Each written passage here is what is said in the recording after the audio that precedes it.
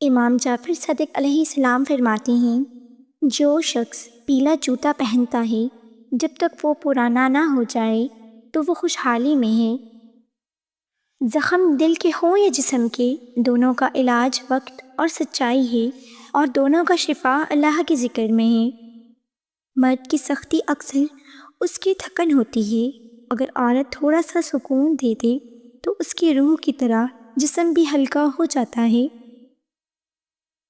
رشتوں کی سرد مہری دل کی دھڑکنوں تک کو بے ترتیب کر دیتی ہے، اس لیے محبت صرف لفظوں سے نہیں، ایک دوسرے کی ذہنی صحت کی حفاظت سے بھی نبھائی جاتی ہے۔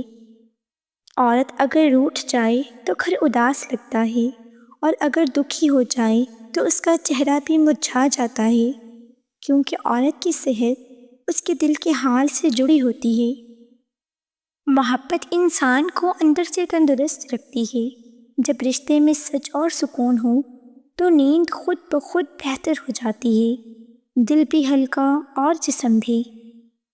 مرد اگر عورت کے آنسو سمجھ لے تو عورت کے دل کی بیماری آدھی ہو جاتی ہے، کیونکہ دھیان اور پرواہ سب سے بڑا علاج ہے۔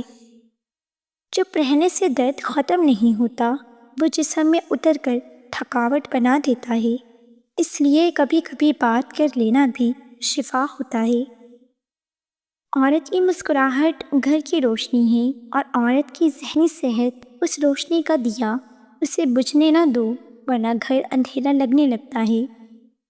محبت کی کمی انسان کی بھوک تک مار دیتی ہے، اور محبت کی سچائی انسان کو بیمار دل سے بھی بچا لیتی ہے۔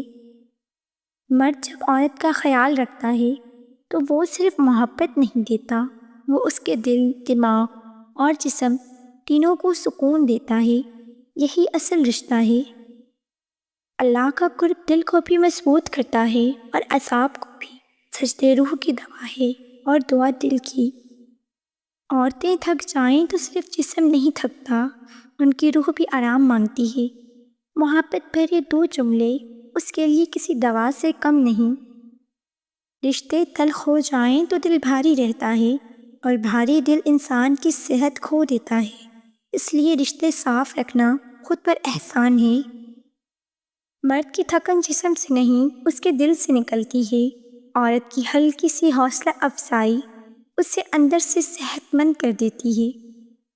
عورت کی نیند اس کے سکون پر ہے، اور سکون اس بات پر کہ اس کا مرد اس کی قدر کرتا ہے یا نہیں۔ بے قدری نیند بھی چھین لیتی ہے اور صحت بھی۔ محبت میں اخلاص ہو تو انسان کی آنکھوں کی چمک تک بدل جاتی ہے، دل اور صحت دونوں بہتر ہو جاتے ہیں۔ سچ بولنا صرف رشتہ بچاتا نہیں، یہ دل کی دھڑکنیں بھی ٹھیک رکھتا ہے۔ جھوٹ ذہن اور جسم دونوں کو تباہ کرتا ہے۔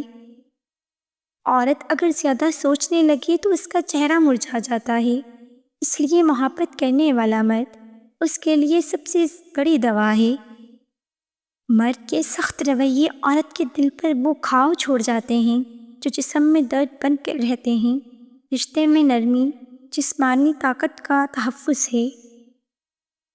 عورت کا دل پتھر نہیں ہوتا، مگر وہ اسے پتھر جیسا بنا لیتی ہے کہ جب بار بار ٹوٹ کر اسے یہ یقین ہو جائے کہ اس کی نرمی کسی کی سمجھ ہی نہیں آنی۔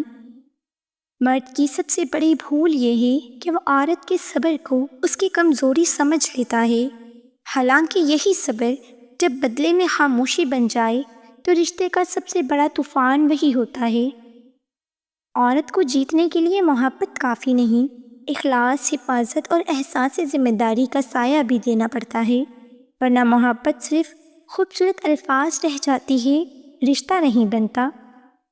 مرد جب سچ مچ بدلنے کا فیصلہ کرتا ہے تو عورت اپنی ٹوٹی ہوئی امیدیں بھی دوبارہ جوڑ لیتی ہے، کیونکہ عورت رشتہ چھوڑتی نہیں، رشتے نبھانے کا ہنر لے کر پیدا ہوتی ہے۔